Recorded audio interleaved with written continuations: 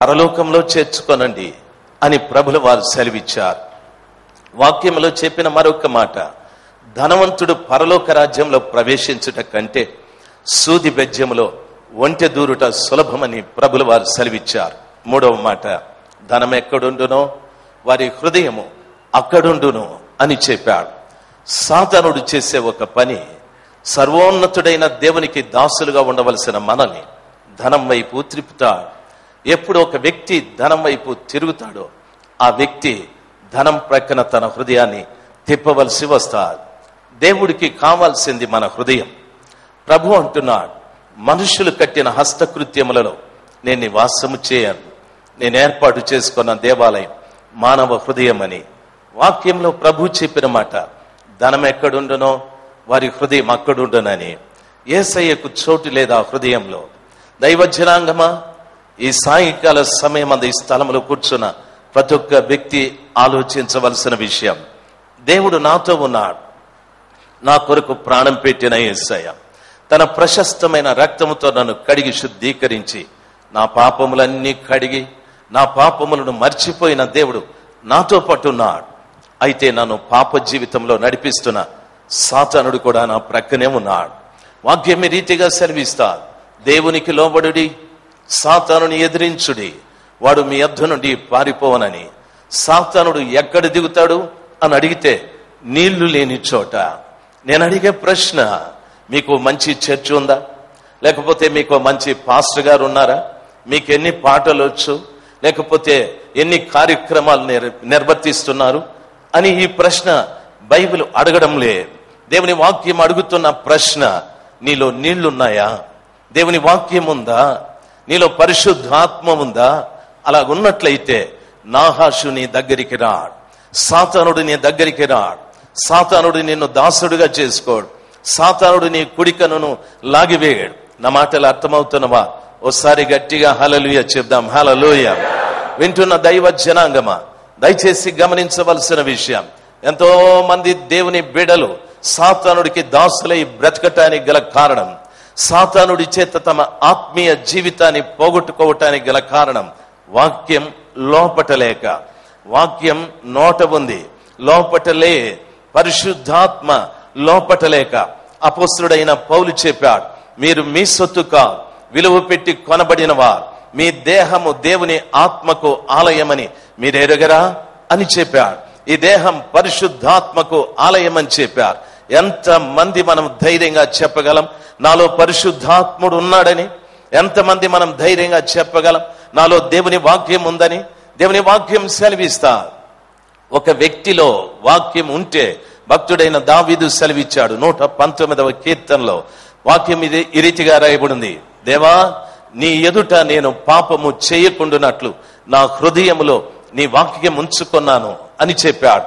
ఒక వ్యక్తి హృదయంలో వాక్యం ఉంటే ఆ వ్యక్తి దేవుని ఎదుట పాపం చేసే ప్రసక్తి లేదు. భర్త ఎదుట భార్య పాపము చేయకుండా ఉన్నట్టు నటించచ్చు, భార్య ఎదుట భర్త పాపము చేయకుండా ఉన్నట్టు నటించచ్చు, తల్లిదండ్రుల ఎదుట పిల్లలు పాపము చేయకుండా ఉన్నట్టు నటించచ్చు, నా పాపం ఎదుటి మనిషికి కనిపించకుండా జాగ్రత్తగా నేను బ్రతకచ్చు. అయితే ప్రతి వాడు చేసే పాపం పరలోకంలో ఉన్న దేవుడికి తెలుసు. అందుకని భక్తుడైన దావీదు అంటున్నాడు, ఏమంటున్నాడు తెలుసా?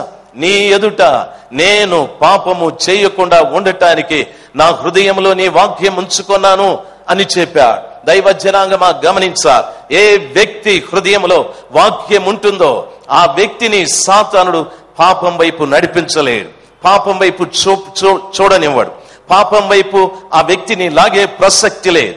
సాతానుడు ఎంత దగ్గరగా నీకు నిలబడి ఉన్నా, లేక దేవుడు ఎంత దగ్గరగా నీకు నిలబడి ఉన్నా, దైవ జనాంగమా, ఒక వ్యక్తిలో వాక్యము లేకపోతే అతి సులభంగా సాతానుడు మనల్ని పాపం వైపు లాగివేస్తాడని వాక్యం స్పష్టంగా సెలవిస్తారు. ఈ మాటలు బాగా గమనించవలసిన విషయం. ఉదయాన దైవజనుడు మాట్లాడుతూ చెప్పాడు, ఏ భేదము లేదు, అందరూ పాపము చేసి దేవుడు అనుగ్రహించు మహిమను పొందలేకపోయారని. నీవైనా అంతే, నేనైనా అంతే, ప్రపంచంలో ఏ ఒక్కరైనా అంతే. అయితే పాపము చేయకుండా ఆ శక్తిని మనకు ప్రసాదించగల దేవుని వాక్యం మన లోపటుంటే సాతానుడు వాక్యమున్న చోటికి రావటానికి అవకాశము లేనే లేదు. నా మాట అర్థమైన వారు ఒకసారి హల్లెలూయా చెప్దాం. ఎందుకు? వాక్యానికి అంత శక్తి ఉందా అని అడిగితే నిజమే, వాక్యానికి అంత శక్తి ఉంది. ఎందుకు వాక్యానికి అంత శక్తి అని అడిగితే అపోస్తలుడైన యోహాను చెప్పాడు, ఆది అందు వాక్యం ఉండెను, వాక్యము దేవుని వద్ద ఉండెను, వాక్యము దేవుడై ఉండెను అని వాక్యం సెలవిస్తా. వాక్యము దేవుడు, వాక్యము దేవుడు, ఆ వాక్యము దేవుడు. అదే యోహాను సువార్త 1వ అధ్యాయంలో చదువుతూ వస్తే ఆ వాక్యము శరీరధారి అయి కృపా సత్య సంపూర్ణుడుగా మన మధ్య నివసించెను అని చెప్పాడు. వాక్యం ఒక శరీరంగా మారాది. ఆ శరీరంలో కృప సత్యము సంపూర్ణము చేయబడది. ఆ శరీరానికే పేరు యేసు అని పెట్టారు. యేసు అనే శరీరం ఈ భూమి మీద కనిపించక మునుపు ఆ యేసు ఎవరు అని అడిగితే వాక్యం అని సెలవిస్తా.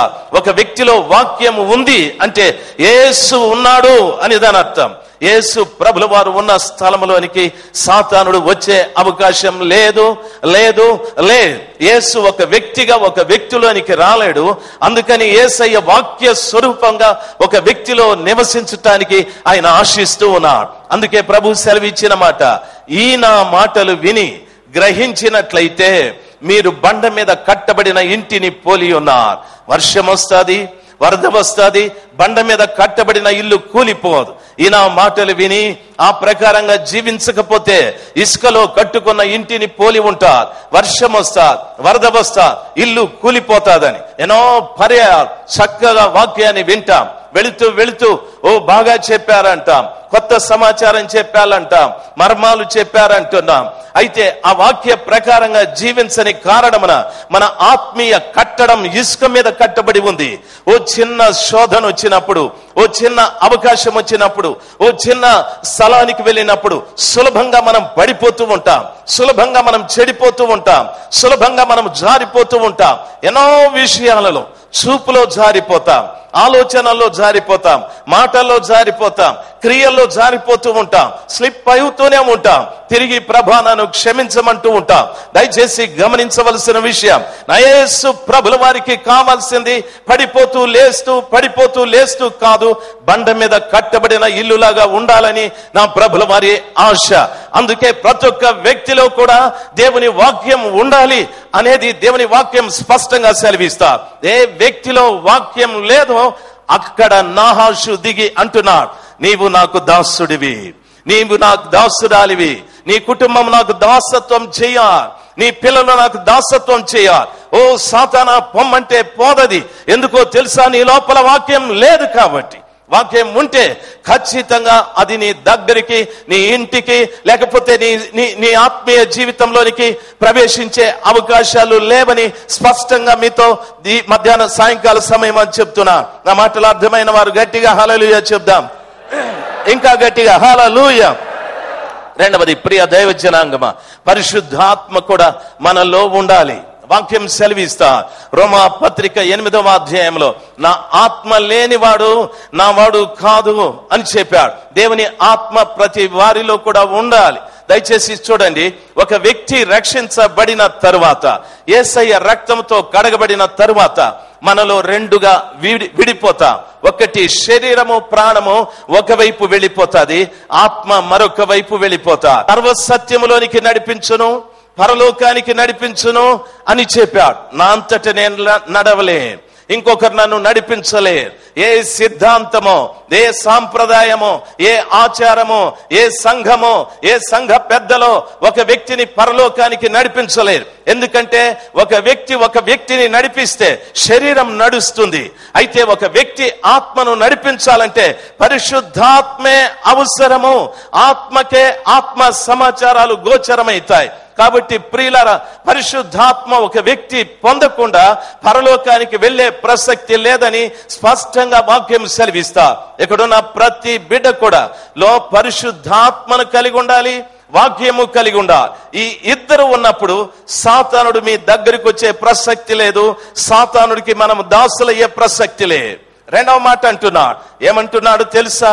మీ కుడి కన్ను లాగివేస్తా, ఇశ్రాయేలీయులకందరికీ అవమానము కలుగు రీతిగా యాబేషు వారలారా మీ కుడి కన్ను లాగివేస్తానని చెప్పాడు. మత్తయి సువార్త 6వ అధ్యాయం 22, 23 వచనాల్లో చదువుకుంటే యేసయ్య ఈ రీతిగా చెప్పాడు, మీ దేహమునకు దీపము కన్నే గనుక కన్ను తేటగా ఉంటే దేహమంతయు వెలుగుమయమే, కన్ను చెడిపోతే దేహమంతా కూడా చీకటిమయమైపోతుంది అని సెలవిచ్చారు. ఈ వాక్యాన్ని మరలా చెప్తాను, బాగా గమనించాలి. ప్రభు చెప్పిన మాట, మీ దేహమునకు దీపము కన్నే గనుక కన్ను తేటగా ఉంటే దేహమంతా కూడా వెలుగుమయమే, మీ కన్ను చెడిపోతే దేహమంతా చీకటిగా మారిపోతుంది అని చెప్పాడు. సాతానుడు ఏమంటున్నాడు తెలుసా? మీ కుడి కన్ను లాగివేస్తానన్నాడు. 2 కళ్ళు ఉంటే దేహమంతా వెలుగుమయంగా ఉంటారు. ఒక కన్ను లాగివేస్తే ఒక కన్ను కనిపిస్తుంది, ఇంకొక కన్ను గుడ్డిదైపోతారు. దాని అర్థం ఏమిటో తెలుసా? ఒక కన్ను పోతే సగం శరీరం చీకటి, ఒక కన్ను ఉంటే సగం శరీరం వెలుగుగా ఉంటారు. దాని అర్థం ఏమిటో తెలుసా? చాలా మంది తప్పులు చేస్తూనే ఉంటారు, చాలా మంది భక్తిగా ఉంటారు. 2 కలిపి జీవిస్తూ ఉంటారు. నన్ను బాగా గమనించవలసిన విషయం, 2 కలిసి ఉంటాయి. సినిమాకి వెళ్తాము, తిరిగి గుడికి వస్తూనే ఉంటాం.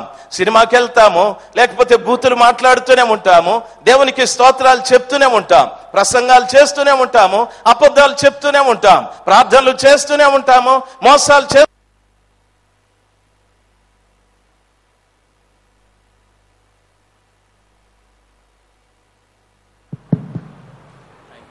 సగం చాలా మంది ఉన్నారు. దయచేసి వినాలి. చాలా మంది చెప్తారు, అయ్యా నేను దేవునిలో నిలబడలేకపోతున్నాను. నిలబడలేవు. నేను ప్రార్థన చేయలేకపోతున్నావు, చేయలేవు. నేను బోధించిన ప్రకారంగా జీవించలేకపోతున్నావు, జీవించలేవు. కారణం ఏంటో తెలుసా? నాహాషు కన్ను లాగేశాడు నీకు. సాతానుడు కన్ను లాగేశాడు. సగం చీకటి, సగం వెలుగు ఉంది నీ లోపల. ఆదివారం వస్తే అందరికంటే ముందుగా గుడికి వస్తున్నావు, ఆదివారం సాయంకాలం అందరికంటే ముందుగా సినిమాకి వెళ్తున్నావు. మీకు అర్థమైందనుకుంటా. యవనస్తులు కూడికి నీవే ముందు వస్తున్నావు, యవనస్తులు పడేటటువంటి చెడు కార్యాలు నీవే ముందు ఉంటున్నావు. ఏం కారణం? 2 పనులు చేస్తున్నావు. కారణం ఏమిటి? వాక్యం సెలవిస్తా, నాహాషు సర్పమైన సాతానుడు ఏ వ్యక్తిలో వాక్యం లేదో, ఏ వ్యక్తిలో పరిశుద్ధాత్మ లేదో వాళ్ళను తన దాసులుగా చేసుకున్నాడు. వాళ్ళ కన్ను ఊడదీసేశాడు. దైవ జనాంగా చాలా సులభంగా ఈ మాటలు మీకు చెప్పాను, మీకు స్పష్టంగా అర్థమైంది అనుకుంటా. అర్థమైన ప్రతి వారు ఒక్కసారి గట్టిగా హల్లెలూయా చెప్దాం. హల్లెలూయా గట్టిగా చెప్దాం. హల్లెలూయా. వింటున్న దైవ జనాంగమా, ఈ మధ్యాహ్న సమయమందు ఆలోచించాల్సింది. దైవజనులు అనిల్ కుమార్ గారు చెప్పారు, నీ కన్ను నిన్ను అభ్యంతరపరిస్తే కన్ను తీసే, నీ చెయ్యి నిన్ను అభ్యంతరపరిస్తే చెయ్యి తీసే. 2 చేతులు కలిగి నరకానికి వెళ్ళడం కంటే ఒక చెయ్యి కలిగి పరలోకానికి వెళ్ళడం మంచిది. 2 కళ్ళు కలిగి నరకానికి వెళ్ళడం కంటే ఒక కన్ను కలిగి పరలోకానికి వెళ్ళడం మంచిది అని యేసయ్య చెప్పాడని ఈ స్థలంలో వాక్యం సెలవిచ్చిన రీతిగా సాతానుడే మన కన్ను లాగివేస్తున్నాడు. దైవ జనాంగమా, ఈ సాయంకాల సమయం ఈ స్థలంలో కూర్చున్న ప్రతి వారికి నా మనవి, నీ కొరకు ప్రాణం పెట్టిన యేసయ్య యుగ సమాప్తి వరకు నీతో ఉన్నాడు, అందులో సందేహం లేదు. అదే రీతిగా లోకాన్ని నాశనము చేసే సాతానుడు కూడా నీతోనే ఉన్నాడు. అందుకని వాక్యం సెలవిస్తా, దేవునికి లోబడుడి, దేవునికి లోబడుడి. ఏ విషయంలో లోబడాలి? కానుకలు ఇచ్చే విషయమా, ఆరాధనకు వచ్చే విషయమా, లేకపోతే పాటలు పాడే విషయమా, లేకపోతే కార్యక్రమాలు నిర్వర్తించే విషయమా, పరిచర్య చేసే విషయమా? అన్నింటిలో లోబడండి. అదే రీతిగా దేవుని వాక్యము పరిశుద్ధాత్మని లోపల ఉండునట్లుగా లోబడుడి. అప్పుడు సాతానుడు పారిపోతాడు. అప్పుడు సాతానుడు నీ వద్దకు రాడు. అప్పుడు సాతానుడు నీ ఆర్థికం మీద పని చేయడు. అప్పుడు సాతానుడు నీ ఆరోగ్యం మీద పని చేయడు. అప్పుడు సాతానుడు నీ వ్యక్తిగతమైన భక్తి జీవితం మీద పని చేయడు. అప్పుడు సాతానుడికి నీవు దాసుడు కాదు, సాతానుడు నీకే దాసుడైతాడు. యేసు నామములో సాతానా బయటికి పొమ్మని నీవు అధికారంతో మాట్లాడితే వాడే పారిపోతాడని వాక్యం స్పష్టంగా సెలవిస్తాడు. వింటున్న దైవ జనాంగమా, వాళ్ళు అంటున్నారు, దయచేసి 7 రోజులు గడువు ఇవ్వండి, మేము వెళ్ళి సహాయం అడుగుతాం, ఇశ్రాయేలుల గోత్రాలన్నిటి దగ్గరికి వెళతాం, 7 రోజులు గడువు ఇవ్వమని. చూడండి, ఈ రోజుల్లో చాలా మంది అక్కడికి ఇక్కడికి పరిగెడుతున్నారు. అయ్యా మా కోసం ప్రార్థన చేయి. టీవీలో ఆయన చెప్తాడు, మీ కోర్టు కేసులా, మీకు కష్టాలా, మీకు దుఃఖాలా, మీకు రోగాలా, మాకు మాకు మాకు ఫోన్ చేయండి, మీ కొరకు ప్రార్థన చేస్తామంట. వెంటనే ఫోన్ చేస్తారు, అయ్యగారు నా కేసు కోర్టులో జరుగుతుంది, నాకు విడుదల దయచేయమని ప్రార్థన చేయి. ఈమె మొగుడిని చంపిపోయిందో తెలదు, లేక మొగుడు ఆమెను చంపి కోర్టుకు వెళ్ళాడో తెలియదు. ఆయన ప్రార్థన చేస్తాడు, ఇప్పుడే యేసు నామంలో నీకు కోర్టు నుండి విజయమని. దయచేసి గమనించవలసిన విషయం, బాగా గమనించవలసింది, దేవుని వాక్యం సెలవిస్తా, ఎవరి సహాయము నీవు కోరనవసరము లేదు. నీ లోపల వాక్యము, నీ లోపల పరిశుద్ధాత్మ ఉంటే నీవే ఇతరులకు సహాయంగా నిలబడతావు. హల్లెలూయా! నీవే ఇతరులకు సహాయంగా నిలబడతావు. దేవుని వాక్యం సెలవిస్తా. వాళ్ళు అంటున్నారు, 7 రోజులు గడువివ్వండి, మేము ఇశ్రాయేలీయులందరి దగ్గరికి వెళతాము, సహాయం అడుగుతాం.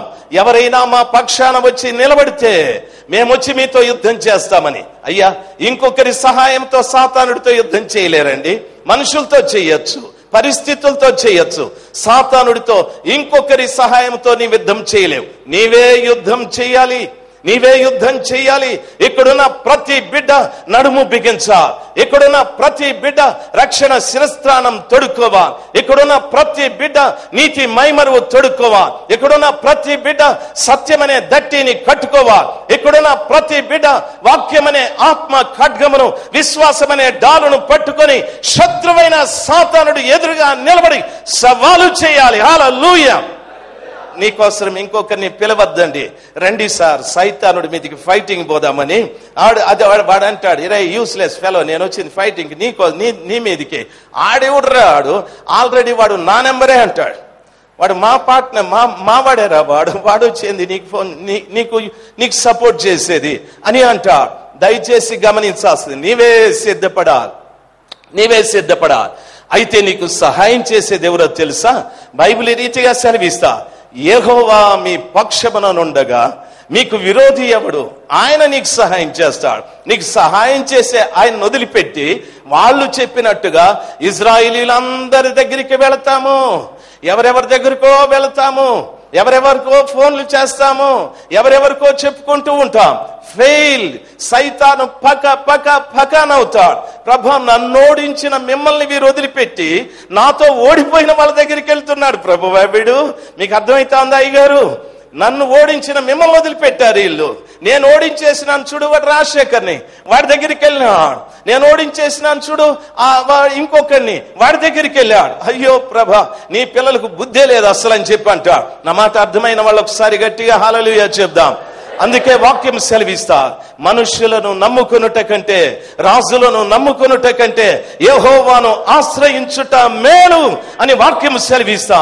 ఆయన్ని ఆశ్రయిస్తే మేలు, కానీ నన్ను ఇంకొకరిని ఆశ్రయిస్తే మేలుకా? మరి నన్ను ఎందుకు ఆశ్రయించాలి? నేను ఆలోచన చెప్పొచ్చు, మార్గం చూపెట్టొచ్చు, అంతేగాని మీ పక్షంగా సాతానుడితో నేను యుద్ధం చెయ్యను. వాడు ఒప్పుకోడు. దైవ జనాంగమా, దేవుని వాక్యం సెలవిస్తా, సహాయము కోరుకుంటూ యాబేషు వారు గిలాదులోకి వెళ్ళి ఏడుస్తూ ఉన్నారు. గిలాదు ప్రజలకు చెప్పారు, నాహాషు వచ్చాడండి, వాడంటున్నాడు మిమ్మల్ని దాసులుగా చేసుకుంటా, మీ కుడికన్ను లాగివేస్తానని. జస్ట్ 7 days మాకు పర్మిషన్ ఇచ్చాడు. ఏం చెయ్యాలి అంటే గిలాదు వారు విని గట్టిగా ఏడుస్తున్నారు. ఈ లోపల సౌలు పొలంలో పని చేసుకొని తన దుక్కిటెద్దుల్ని తీసుకొని ఆ గిలాదులోకి వచ్చాడు. జనులు ఏడుస్తూ ఉంటే ఆయన అడిగాడు, మీ ఏడుపుకు కారణమేమి అని సౌలు అడిగాడు. దైవ జనాంగమా, కీషు కుమారుడైన సౌలు ఇంకా రాజు కాలేదు, వ్యవసాయం చేసుకుంటున్నాడు, వ్యవసాయపు పనిలో ఉన్నాడు. వ్యవసాయం చేసుకుంటున్నటువంటి సౌలు ఆ ఏడుస్తున్న ప్రజల దగ్గరికి వచ్చి, నీ ఏడుపుకు కారణమేమి అని అడిగాడు. ఈరోజు ప్రపంచమంతా ఏడుస్తూ ఉంది తెలుసా? ఇక్కడ కూర్చున్న మిమ్మల్ని అడిగితే ఎవరిని గురించో చెప్తా, నా కొడుకు నా మాట వినలేదు, నా భర్త నా మాట వినలేదు, నా భార్య నా మాట వినలేదు, నా సంపాదన నాకు చాలడం లేదు, నేను తింటున్నా నాకు ఆరోగ్యం లేదు, నాకు నెమ్మది లేదు, నాకు మనశ్శాంతి లేదు. ప్రతి వారు ఏడుపులోనే ఉన్నారు. ప్రతి వారు మానసికంగా, ప్రతి వారు శారీరకంగా ఏదో ఒక ఇబ్బంది పడుతూనే ఉన్నా, ఏదో ఒక శ్రమ పడుతూనే ఉన్నా. ఎవడైనా నీ దగ్గరికి వచ్చి నీ ఏడుపుకు కారణమేమి, నేను సహాయం చేస్తాను అనేవాడు ఉన్నాడా? నీ ఏడ్పును గూర్చి విని 10 మందికి చెప్పి నేను పరిహసించేవాడే కానీ నీ ఏడ్పుకు కారణం ఎవరు ఏమి అని అడిగేవాడులే. సౌలు ఒక్కడే అడిగాడు. అందరూ ఏడుస్తున్నారు. యాబేషు వారు ఏడుస్తున్నారు, గిలాదు వారు ఏడుస్తున్నారు, వారికి జరిగిన దుర్గతిని తలంచుకుంటూ ఏడుస్తున్నారు. వింటున్న దైవ జనాంగమా, సౌలు సాయంకాలం వచ్చి మీ ఏడ్పుకు కారణమేమి అని అడిగాడు. సౌలు అనే మాటకు అర్థం ఏమిటో తెలుసా? చిన్నవాడు అని అర్థం. ఎవరు చిన్నవాడు? ప్రపంచంలో అందరికంటే చిన్నవాడు నా యేసుక్రీస్తు ప్రభువా.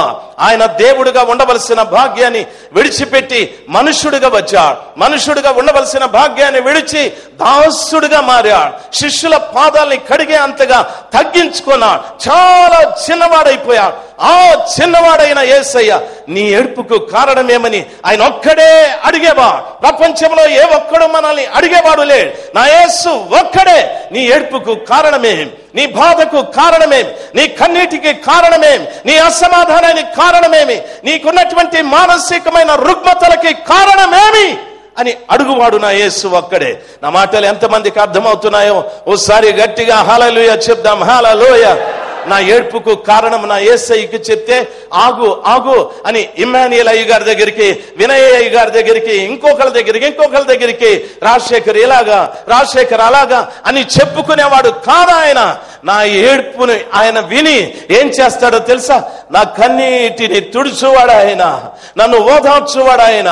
వాక్యం ఈ రీతిగా సెలవిస్తా, గుండె చెదరిన వారిని బాగు చేయువాడని, కృంగిన వారిని పైకి లేవనెత్తువాడని దేవుని వాక్యం సెలవిస్తా. వింటున్న దైవ జనాంగమా, లోకంలో ఏ ఒక్కడు నమ్మదగిన వాడు లేడు నా యేసు ఒక్కడు తప్ప. నీ ఏడ్పుకు కారణాన్ని తెలుసుకొని ఆ కారణము నుండి నేను విడిపించగల శక్తి మంతుడైన దేవుడు నా యేసు ఒక్కడే. హల్లెలూయా చెప్దాం. హల్లెలూయా. దైవ జనాంగమా గమనించాలి, ఇంతవరకు మన ఏడుపుకి కారణం అడిగిన వాళ్ళు లేరు. మనమే వెళ్ళి కారణాలు ఊరంతా చెప్పాం. ఊరంతా పోయి ఇంకో ఊరంతా చెప్పారు. మనం ఊరికే అనవసరంగా పాడైపోయాం. మన ఏడుపుకు కారణం తెలుసుకునే యేసయ్య ఉన్నాడు. సౌలు ఏం చేశాడో తెలుసా? ఆ మాట విని ఆత్మావేశముతో మహా ఉగ్రుడై అని రాయబడి ఉంది. సౌలు ఆ మాట విన్న తరువాత ఆత్మావేశముతో మహా ఉగ్రుడై అంటున్నాడు. ఏమంటున్నాడు తెలుసా? తన దుక్కిటెద్దుల్ని ముక్కలుగా చేసి ప్రజల చేతికిచ్చి, ఇశ్రాయేలు వారికి అందరికీ ఈ మాంసాన్ని పంపించండి, ఎవడైనాను సౌలు పక్షముగా సమూయేలు పక్షముగా చేరకపోతే వాని ఎద్దుల్ని రీతిగా ముక్కలు చేస్తానని చెప్పాడు. వింటున్న దైవ జనాంగమా, సౌలు ఆ మాట విన్న తరువాత ఆత్మావేశముతో మహా ఉగ్రుడై అని మాట్లాడుతూ ఉన్నా. ఈ రోజున గమనించవలసిన విషయం, ప్రజల ఏడ్పుకు కారణమైన నాహాషుని బట్టి ఆత్మావేశముతో ఉగ్రుడై సౌలు అంటున్నాడు, వెళ్ళి ఇశ్రాయేలుల ప్రజలకు నా దుక్కిటెద్దుల మాంసాన్ని చూపెట్టి సౌలుతోనూ సమూయేలుతోనూ ఎవడు చేరడో వాళ్ళ ఎద్దులను ఈ రీతిగా ముక్కలు చేస్తారని వెళ్ళి చెప్పమని చెప్పారు. దయచేసి గమనించవలసిన విషయం, నాహాషుతో యుద్ధం చేయటానికి సౌలు పంపిన వర్తమానం ఏమిటో తెలుసా? నాతో చేరాలి, సమూయేలు ప్రవక్తతో చేరాలి అని చెప్పాడు. ఎందుకు నాతో చేరాలి అని అన్నాడు తెలుసా? వాక్యం సెలవిస్తాడు, ఆత్మావేశుడై మహా ఉగ్రుడై. ఈ రోజున నాహాష్ అనే సాతానుని జయించాలంటే ఆత్మ పూర్ణత కలిగిన వ్యక్తులతో మనం చేరాలి. పరిశుద్ధాత్మ నడిపింపు కలిగిన వ్యక్తులతో మనం చేరాలి. పరిశుద్ధాత్మ నడిపింపు కలిగిన వ్యక్తులతో మనం చేరాలి. సమూయేలుతో చేరాలి అని చెప్పాడు. సమూయేలును ఎందుకు కలుపుకున్నాడు? సమూయేలు ప్రవక్తలు ఏం చేసేవారు? ఆ దినములలో ప్రవక్తలు దేవుడు తమకు సెలవిచ్చిన మాటల్ని మాత్రమే ప్రజలకు చెప్పేవారు. వారు ప్రార్థన చేసేవారు. దేవుని వాక్యం వారికి ప్రత్యక్షమైన తరువాత ఇశ్రాయేలీయుల దగ్గరికి వెళ్ళి, ఇశ్రాయేలీయులారా, యెహోవా వాక్కు సెలవిచ్చినదేమనగా అని దేవుడు తమకి ఏం చెప్పాడో ఆ మాటలు మాత్రమే చెప్పారు. అంతేకాని తమ సొంత జ్ఞానమో, తమ సొంత తెలివో, తమ సొంత బుద్ధినో ఆధారం చేసుకుని ప్రజలకి కళ్ళబొల్లి మాటలు చెప్పేవారు కా. అందుకే ఆ రోజుల్లో ప్రవక్తలంటే ప్రజలు భయపడేవారు. దైవ జనాంగమా, వాక్యము ఉన్నది ఉన్నట్టుగా బోధించే వారితో, ఆత్మ పూర్ణులైన వ్యక్తులతో మీరు చేరితే నాహాషుని ఎదిరించవచ్చు, దాసులను విడిపించవచ్చు, కళ్ళు పోయినటువంటి వారికి తిరిగి కళ్ళు వచ్చేటట్టుగా కృప చూపెట్టచ్చు. దయచేసి గమనించవలసిన విషయం, ఎన్నో సంఘాలలో, ఎన్నో కుటుంబాలలో శత్రువైన సాతానుడు పూర్తిగా చాలా మంది తన దాసులుగా చేసుకుని భయంకరమైన దుఃఖానికి గురి చేశారు. ఎన్నో కుటుంబాలలో యవనస్తులు, అనేక మంది వ్యక్తులు కుడి కన్నులు పోగొట్టుకొని అర్థం చీకటి, అర్థం వెలుగుతో బ్రతుకుతూ ఉన్నా. ఈరోజు నిజంగా ఈ స్థలంలో ఒక్కొక్కరిని నిజాయితీగా అడిగితే ఎంతో మంది చెప్పగలరు నాకు కుడి కన్ను లేదని, ఎంతో మంది చెప్పగలరు నాకు సమాధానం లేదని, ఎంతో మంది చెప్పగలరు నాకు నెమ్మది లేదని, ఎంతో మంది చెప్పగలరు నేను ఇంకా సాతానుడి దాసత్వంలోనే బ్రతుకుతున్నానని. దైవ జనాంగమా, లేవాలి. ఈ స్థలంలో ఉన్న ప్రతి ఒక్క వ్యక్తి లేవా. ఈ రోజున శత్రువైన సాతానుడి చేతిలో దాసులుగా మారిపోయిన వ్యక్తులను, మార్చబడిన కుటుంబాలను, మార్చబడిన సంస్థల్ని విడిపించటానికి ఆత్మావేశం కలిగిన దైవ సేవకులు లేవాలి. అనేక మంది యవనస్తులు లేవా, సౌలు వలె లేవా, పరిశుద్ధాత్మ పొందిన దేవుని బిడ్డలు యవనస్తులు లేవా, వాక్యం ఉన్నది ఉన్నట్టుగా బోధించే దైవ సేవకులు కావాలి. ఈ బెంగళూరు పట్టణానికే కాదు, మీ సంఘాలకు కూడా కావాలి. ఈ సంఘాలకే కాదు, మన భారతదేశమంతా కావాలి. నా మాట అర్థమవుతున్న వారు ఓసారి గట్టిగా హల్లెలూయా చెప్దాం. హల్లెలూయా, హల్లెలూయా. వింటున్న దైవ జనాంగమా, నేను నమ్ముతున్నాను ఈ సాయంకాల సమయమందు అనేకుల్ని దేవుడు ఆ రీతిగా సౌలు వలె ఆత్మావేశముతో, ఉక్రోషముతో, ఉగ్రతతో దేవుని యొక్క బిడల్ని బానిసలుగా చేసిన శత్రువైన సాతానుడి మీదకి నేను యుద్ధానికి వెళ్ళి వాడిని ఓడించి నా కళ్ళ ముందే ఎన్నో కుటుంబాలు, నా కళ్ళ ముందే ఎంతో మంది యవనస్తుల జీవితాలు, నా కళ్ళ ముందే ఎంతో మంది పాడైపోతున్నా వారిని విడిపించాలి అని ఆశ కలిగిన బిడ్డలు చాలా మంది ఉన్నారు. ఈ కూడికైన తర్వాత చాలా మంది నిలబడతారు. నాకు దేవుడిచ్చిన భారం అనేక మంది సేవకుల్ని తరబిదు చేయాలని, అనేక మంది సేవకుల్ని ఇప్పటికే కొన్ని వందల మందిని సిద్ధం చేయటానికి ప్రభు కృప చూపెట్టాడు. ఈ సాయంకాలం కూడా అనేక మంది వారి జీవితాల్ని ప్రభుకు సమర్పించుకుంటారు. నన్ను బాగా గమనించవలసిన విషయం, మొదటి కార్యం, సాతానుడు మీ ప్రక్కన ఉన్నాడు. ఎవరిలో వాక్యం లేదో, ఎవరిలో పరిశుద్ధాత్మ లేదో వారిని దాసులుగా చేసుకుంటాడు. వారి కుడి కన్నులు లాగివేస్తాడు. సాతానుడికి దాసులైతే సాతానుడు తన ఇష్టానుసారంగా చేస్తాడు. వాక్యం సెలవిస్తాది యోహాను 10:10, దొంగ దొంగిలించుటకు, హత్య చేయుటకు, నాశనము చేయుటకు వచ్చును, నేనైతే జీవమివ్వటానికి, నా గొర్రెలకు సమృద్ధి అయిన జీవమివ్వటానికి వచ్చానని ప్రభు సెలవిచ్చాడు. ఎంతో మంది జీవితాలలో సంతోషం దొంగిలించాడు, నెమ్మది దొంగిలించాడు, ఐక్యత దొంగిలించాడు, ప్రేమ దొంగిలించాడు, ఎన్నో సహనం దొంగిలించాడు, ప్రభుకి సంబంధించిన కొన్ని కార్యాలు, ప్రార్థన దొంగిలించాడు, ఎన్నో అన్ని విషయాలలో దొంగిలించాడు. అన్ని పోగొట్టుకున్న వ్యక్తులుగా కొంతమంది నిలబడిపోయారు. ఈ సాయంకాల సమయమందు వాని బానిసత్వం నుండి బయటికి రావటానికి నీవు చేయవలసిన కార్యం ఒక్కటే, నీ వాక్యముతో నన్ను నింపండి, మీ ఆత్మతో నన్ను నింపమని నోరు తెరిచి గట్టిగా ప్రభు దగ్గర మొరపెట్ట. దేవుడు కార్యం చేసే దేవుడు అయ్యున్నాడు. నా మాట అర్థమైన వారు ఒక్కసారి హల్లెలూయా చెప్దాం. హల్లెలూయా, గట్టిగా చెప్దాం. హల్లెలూయా, హల్లెలూయా.